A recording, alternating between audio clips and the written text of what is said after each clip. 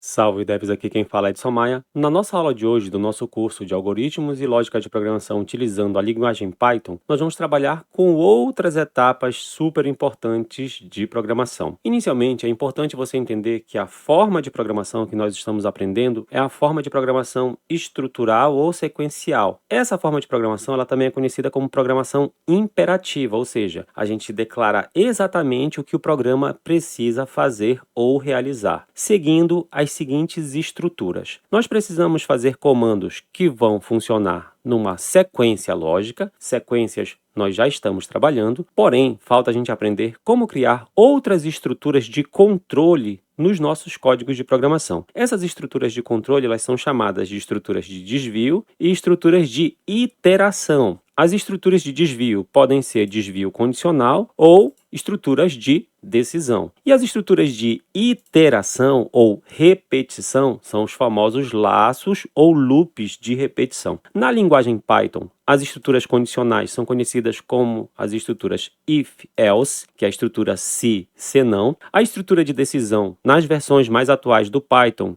3.1 para frente, nós temos uma estrutura chamada match case, que é semelhante à estrutura switch case encontrada em outras linguagens, e nós temos também os famosos laços de repetição, for, que é o laço para, e o while, que é o laço enquanto. Na aula de hoje, o nosso foco e atenção vai ser para a estrutura condicional. Prioritariamente, a gente vai trabalhar com a estrutura if-else em todas as suas possibilidades de variações. A gente vai trabalhar através de resolução de problemas computacionais específicos. Mas antes, a gente precisa conhecer, em princípio, que essas estruturas frequentemente trabalham com operadores relacionais e operadores lógicos. Os operadores relacionais estão listados aqui, da linha 8 até a linha 13. Nós temos o operador igual, diferente, maior que, menor que, maior ou igual e o menor ou igual. Nós vamos trabalhar com a aplicação e uso deles ao longo das práticas desta aula e dos exercícios futuros. E nós temos também os operadores lógicos,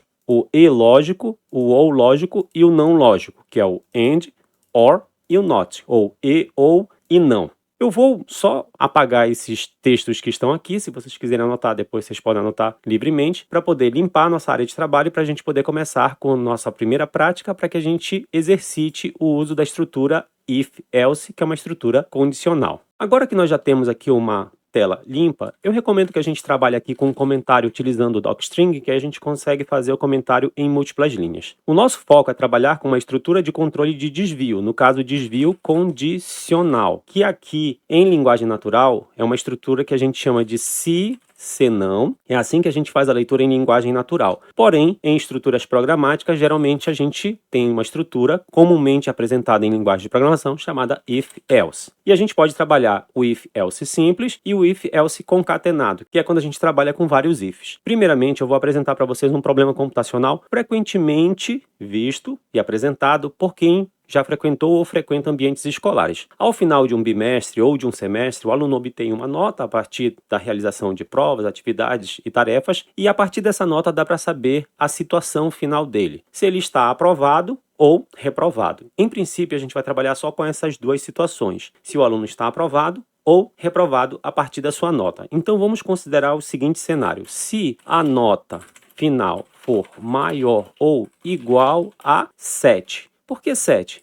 Vamos supor que nós temos notas que vão de 0 a 10. Então, nós temos esse range, esse intervalo. Nota mínima é 0, nota máxima é 10. E a gente considera o 7 como o ponto de referência. 7 ou maior, então o aluno está considerado como aprovado. Então, se a nota final for maior ou igual a 7, então o aluno está aprovado. Se não, qual é a situação do senão? A situação do senão ela é contrária à situação que a gente descreveu anteriormente. Se uma nota não é maior ou igual a 7, ela só pode ser menor do que 7, logicamente falando. Então, se a nota for menor do que 7, então o aluno está reprovado. aprovado. Então eu coloquei aqui na forma de texto para poder facilitar a nossa visualização do problema. Dentro do programa, ou seja, fora dessa área aqui de comentários, eu vou fazer o seguinte teste. Eu vou criar uma variável chamada nota e vou atribuir inicialmente o valor 7 para ela. E abaixo eu vou criar a nossa estrutura if-else. No Python, a estrutura if-else é feita da seguinte forma: se, espaço, condição ou comparação. No caso, eu vou comparar o primeiro que está descrito lá. Se a nota do aluno, que é a nota final, for maior ou igual a 7. Então, isso que eu acabei de colocar foi uma condição de comparação. Eu estou fazendo uma comparação lógica. Nota maior ou igual a 7? Então, é como se fosse uma pergunta. A nota é maior ou igual a 7? Se for verdadeiramente maior ou igual a 7,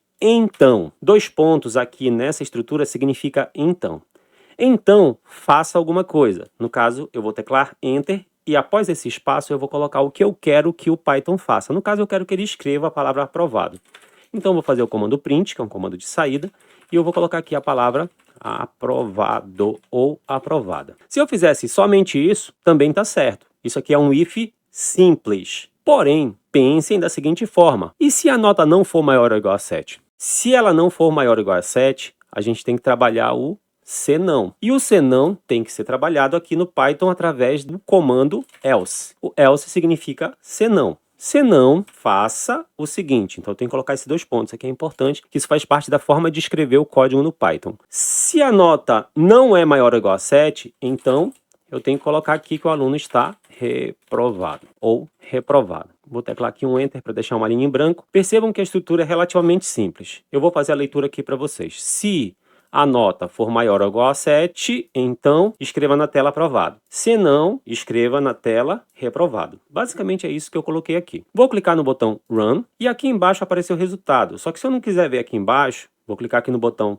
vertical Position, para o nosso console vir aqui para o lado direito, percebam que apareceu aqui o termo aprovado.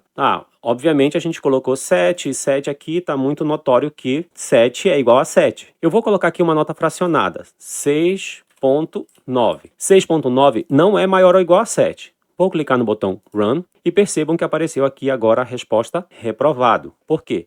6.9 não é maior ou igual a 7. Então ele entrou aqui na estrutura do else. É relativamente simples o que a gente está fazendo aqui. A gente está expressando computacionalmente uma solução para um problema real. Porém, eu vou acrescentar agora um pouco mais de complexidade para esse nosso problema. Eu vou continuar mantendo a regra de que se a nota for maior ou igual a 7, ele está aprovado. Porém, eu vou colocar lá no nosso senão um outro se. Se a nota for menor do que 7 e maior ou igual a 5.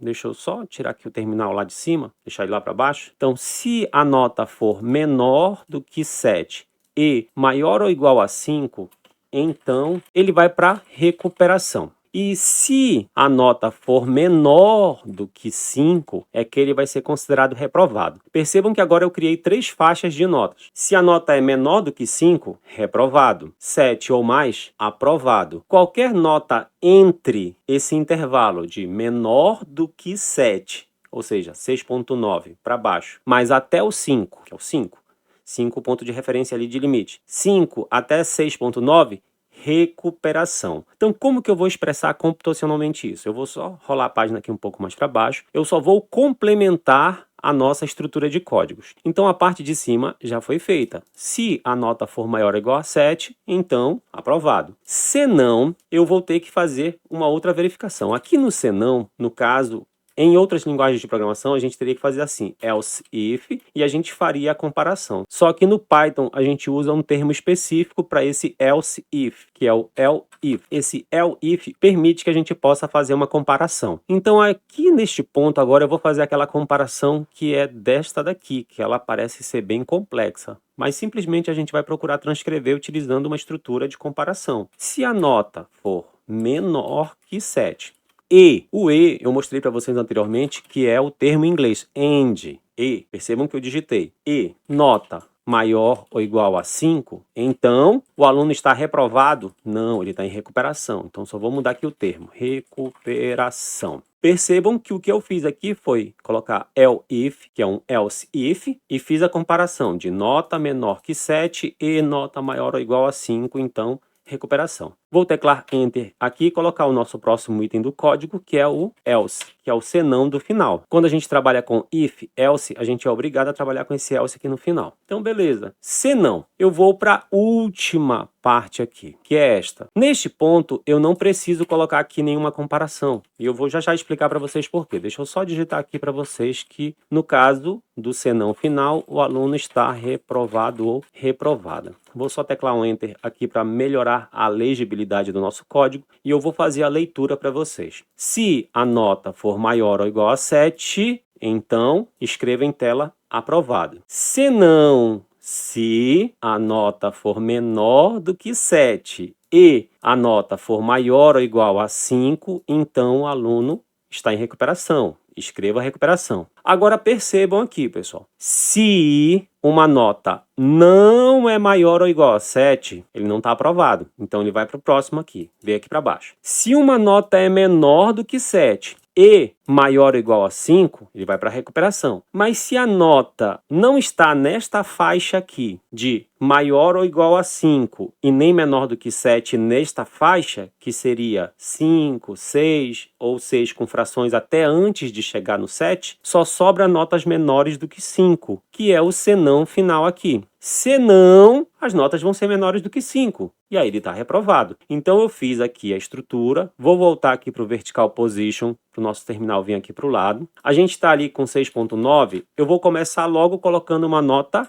4 e vou clicar no botão Run. Percebam que ao colocar a nota 4 e usar aqui o comando Run, rodado o nosso programa, a resposta é reprovado. Beleza. Professor, está funcionando de fato? Observem que 4 não é maior ou igual a 7, é menor do que 7, mas não é maior ou igual a 5. Quando a gente usa o AND, significa que essas duas comparações têm que ser verdadeiras para que a gente possa cair nessa ação. Se não, a gente vai para a ação final. Mas vamos lá fazer outros testes. Vou colocar aqui nota 8. Coloquei aqui nota 8, Run. Observem que apareceu lá, aprovado. Vou colocar aqui outra nota, nota 5. Vou clicar em Run. Observem que apareceu recuperação. Eu vou colocar aqui as frações, por exemplo, 6.9, que é menor do que 7. E obviamente, é maior ou igual a 5. Vou clicar em Run, observem, recuperação. Está funcionando. Vou colocar aqui, por exemplo, 5.5. Vou clicar aqui em Run, observem que apareceu a recuperação. Beleza, está tudo funcionando perfeitamente. A gente conseguiu fazer as 3 comparações lógicas utilizando um if dentro do outro. Essa estrutura que a gente trabalhou aqui ela é uma estrutura relativamente complexa, porque a gente tem um if e depois a gente tem um if dentro dele, que a gente chama de if encadeado, que é um if aninhado, que é um if dentro do outro. Agora a gente pode reescrever essa estrutura aqui de outra forma. Percebam que eu escrevi o código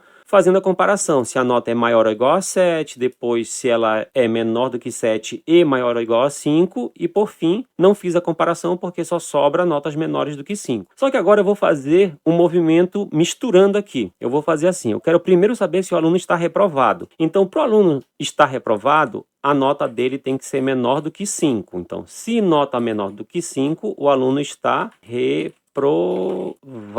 Percebam que eu coloquei aqui, se nota menor do que 5, então o aluno está reprovado. Se não, eu vou colocar aqui outra comparação. Se a nota for maior ou igual a 7, então ele está aprovado. Observem que eu mudei aqui a comparação. E se não, ele não está reprovado, ele vai para recuperação. Professor, calma aí que começou a ficar confuso. Não, vamos por parte. Perceba aqui que a única coisa que eu fiz foi só mudar as comparações lógicas dentro da estrutura. Se a nota for menor do que 5, então o aluno está reprovado. Se não, se a nota for maior ou igual a 7, então ele está aprovado. Se não, se ele não está reprovado nem aprovado, ele só pode estar em recuperação. Então eu coloco o comando de recuperação. Vou fazer aqui o Run, não vai mudar nada porque a nota não mudou. Eu vou trabalhar aqui com notas para poder fazer a referência. Eu vou colocar aqui a nota 8, por exemplo. Coloquei aqui nota 8, vou clicar aqui em Run, observem que apareceu aprovado. Beleza, está funcionando. Vou colocar aqui agora outra nota, vou colocar nota 3, Run, reprovado. O porque 3 é menor do que 5. Vou colocar agora uma nota de recuperação. Vamos supor que o aluno tirou 6,5. Vou clicar aqui em Run. Então, ele vai para a recuperação porque ele está na faixa de notas menores do que 7, mas maiores ou iguais a 5. Então, percebam que com este problema computacional, nós conseguimos trabalhar o if simples, vendo se uma nota é maior ou igual a 7. Trabalhamos o if com a estrutura senão, que é o if